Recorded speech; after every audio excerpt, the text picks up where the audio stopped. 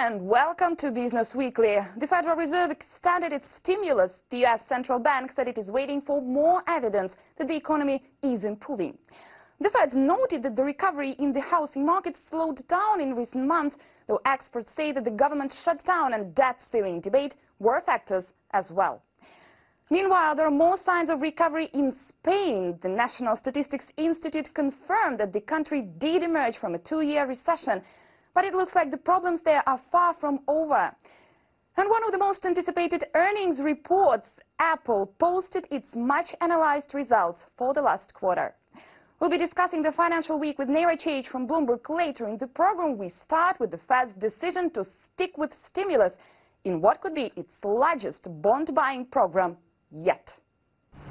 Policymakers at the Federal Reserve have concluded that the U.S. economy's recovery is still not strong enough for an end to stimulus measures. So the U.S. Central Bank will continue to buy $85 billion worth of bonds per month for the time being as part of moves to keep borrowing costs low for ordinary Americans. Fed Chairman Ben Bernanke and Vice Chair Janet Yellen, who's set to succeed him, continue to focus on persistently high unemployment.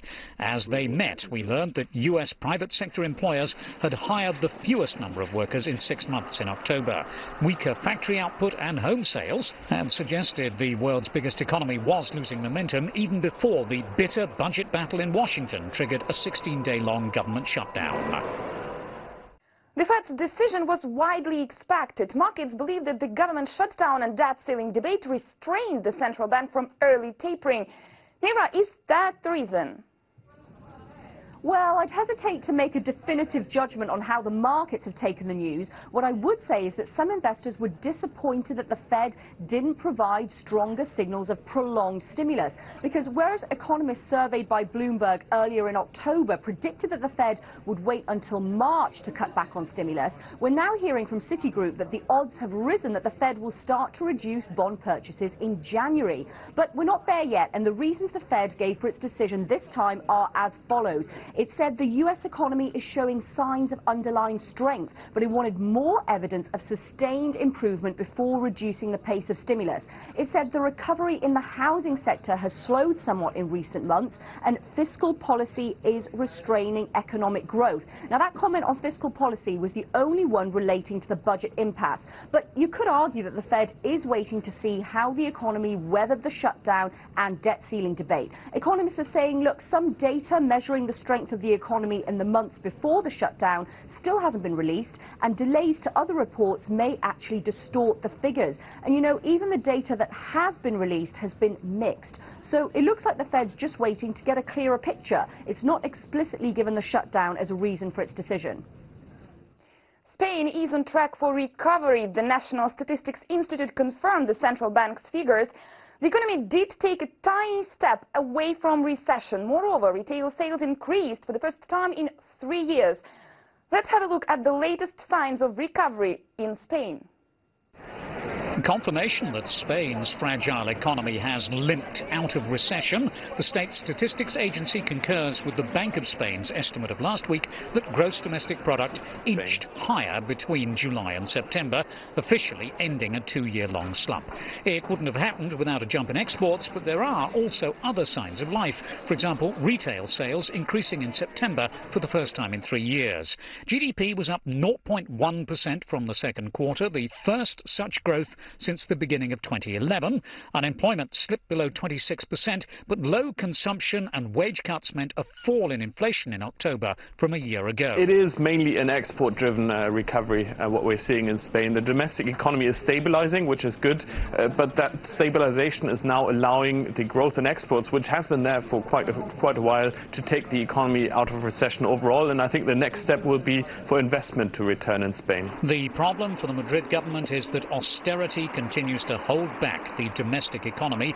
Exports are the only growth driver, and they don't create jobs at the same level as the construction industry did before the decade-long property bubble burst in 2008.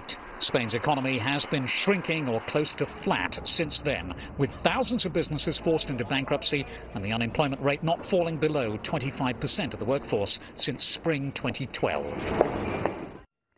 The government hopes that the latest quarter marks the end of the painful recession. The Eurogroup president said that the country is turning the corner. But many say that this is just export-driven. Nira, is that not enough for a sustainable recovery?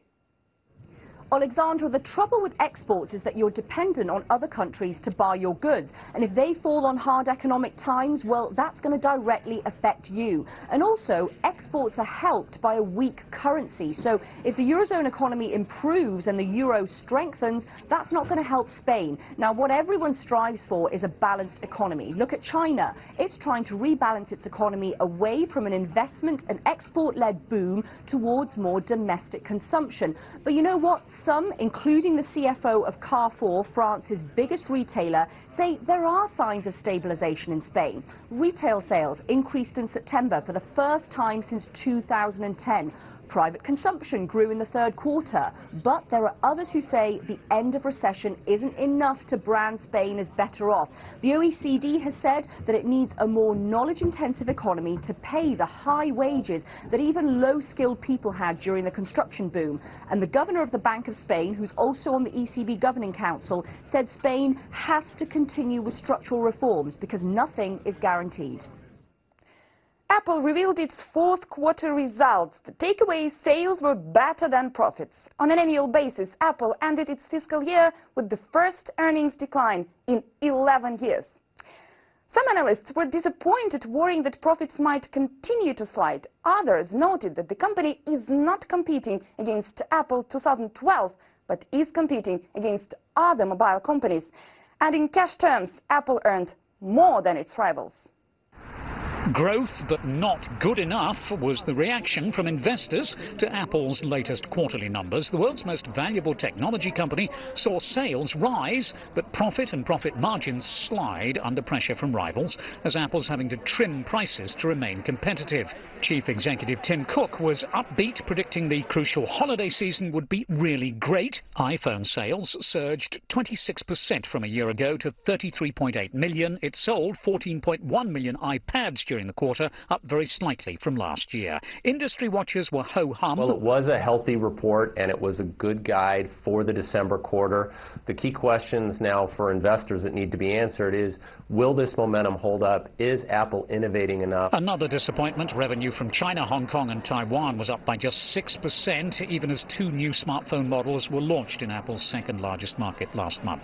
Sales of its cheaper but not cheap iPhone 5C have been particularly disappointing, and some investors worry Apple may have missed a chance to jumpstart sales and fend off Samsung in China with a more affordable phone. That's it for now. Looking ahead, Ryanair posted its quarterly results on Monday, Toyota on Wednesday. On Thursday, the European Central Bank holds its monetary policy meeting as we get the first estimate of U.S. economic growth for the third quarter. And on Friday, the delayed U.S. jobless data for October is released. Thank you for watching and see you next week.